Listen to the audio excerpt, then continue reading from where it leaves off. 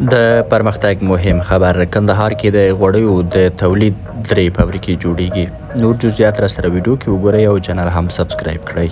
د جهان نیوز درنو لیدونکو السلام علیکم، ستړي مشئ. په کندهار کې په عصري ټکنالوژي سمبال د غوړیو د تولید 3 فابریکې جوړیږي. د مسؤلینو په وینا په دې فابریکو کې به په نړیوال معیار برابر باکیفیته غوړي تولیدیږي. اوس مهال کندهار کې هر کال 50,000 ټنه د پنبې دانې کورني غوړي د پنبې د پروسس له فابریکو ترلاسه کیږي، چې د کندهار د صنعت او معدن خونې په وینا د کیفیت له اړخه ډېر ښه نه دي.